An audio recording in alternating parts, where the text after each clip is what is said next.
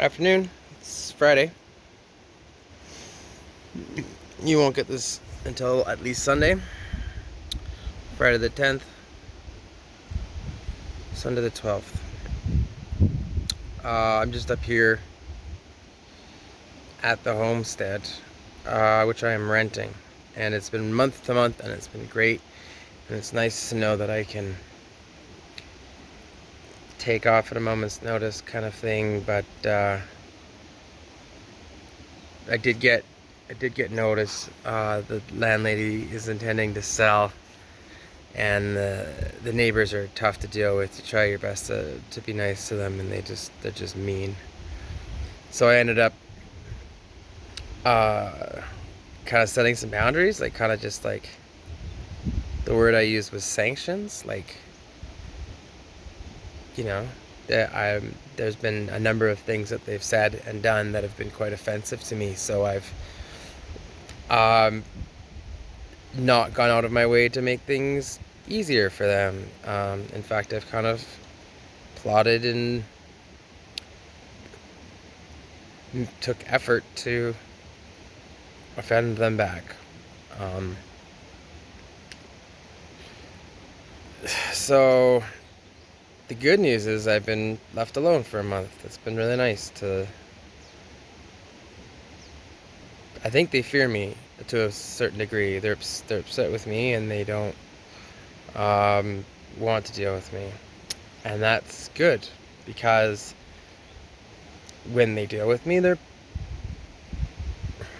I don't like the way they do. For the last year that I've been living up here, I've done my best to be considerate and cooperative, and that doesn't seem to be reciprocated.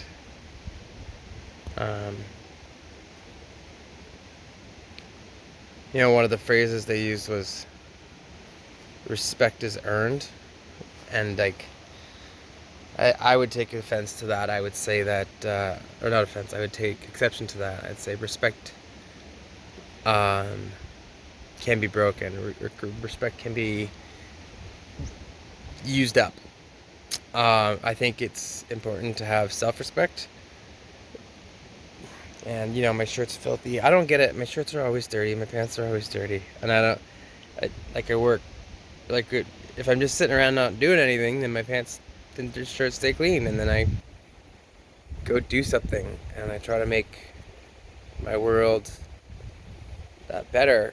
And I get dirty as part of that. So then I look at my busted ass, scraped up, oily, greasy shoes, and I go, oh, these aren't white Nikes, and I should be embarrassed. And then I try my best to wear it like a badge of honor. But where was I going there? Sorry, self-respect and respect for others. So, if we give people unconditional positive regard, and we allow people their humanisms to fuck up, that's great, and we can continue to have patience. But then there's a point where if someone transgresses against you and you give them an opportunity to apologize, and they don't, then that's it. Like, you don't make yourself available for abuse. That's not what love is. So if someone is abusive and aggressive and hurtful, then crush them mercilessly. So anyway, I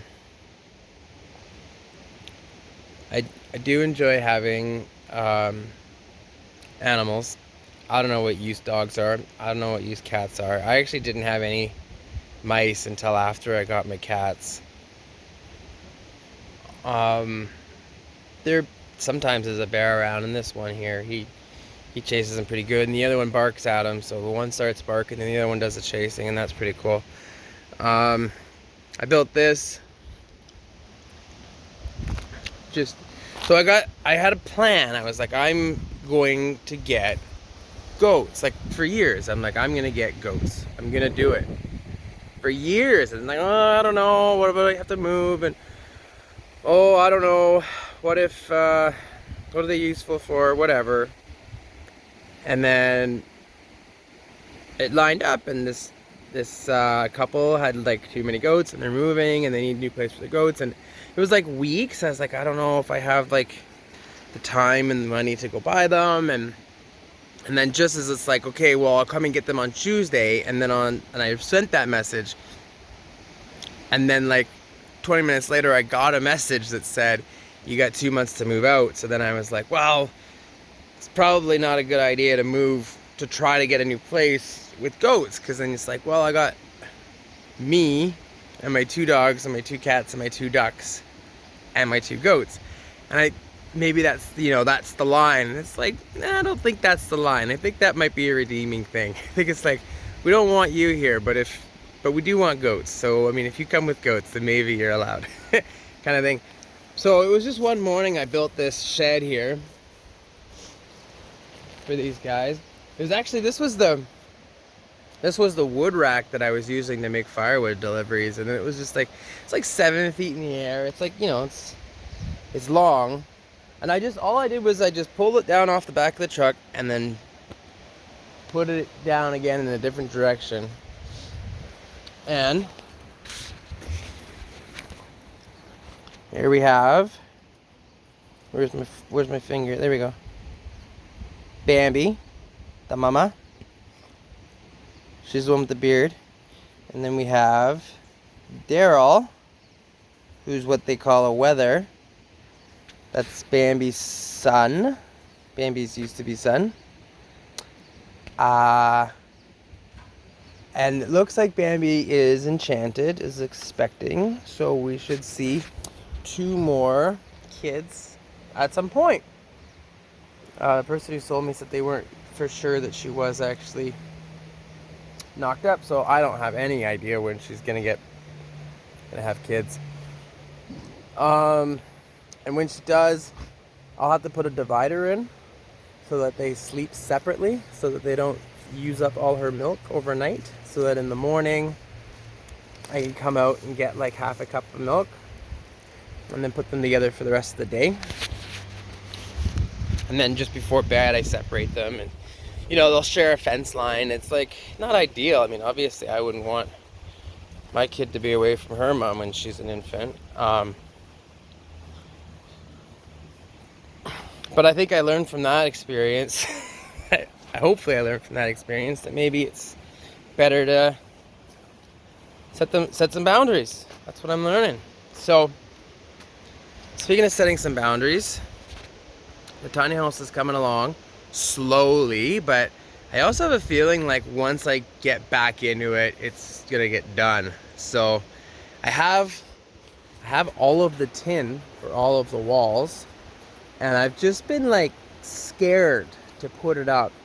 What if I mess it up? What if the lines aren't good? I've just been scared of putting it on.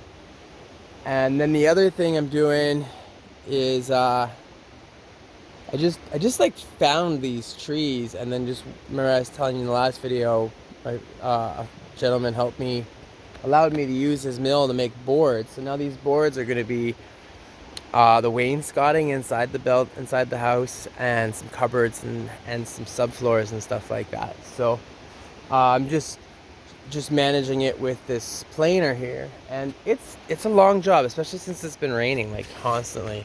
It's just every day it rains and it's hot and sunny. Rains and hot and sunny.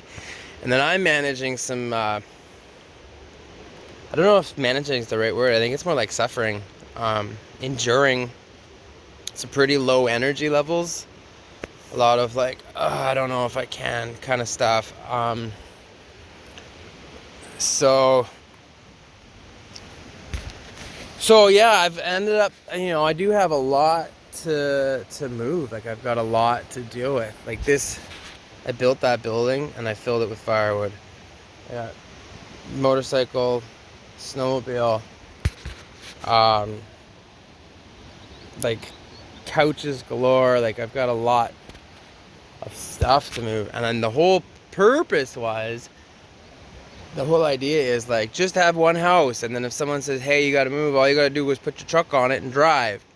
Well, here I am with like 4 trailers, which is not enough for all the stuff. And like, oh, I'm just thinking about the hardwood floors, and like, I got a lot. So yeah, this is actually huge. It's I didn't realize it was so big. It's 20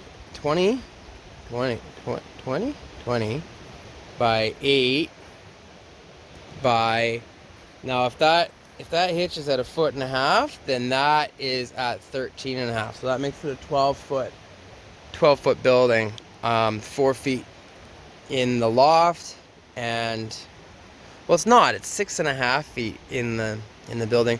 I'll give you a tour of that in another video. Hopefully I have some more walls up by then to show you. Okay, well, you know, like I said, I was just gonna have some conversations about stuff and share you with about me and my life. And let me know some topics that we should discuss. And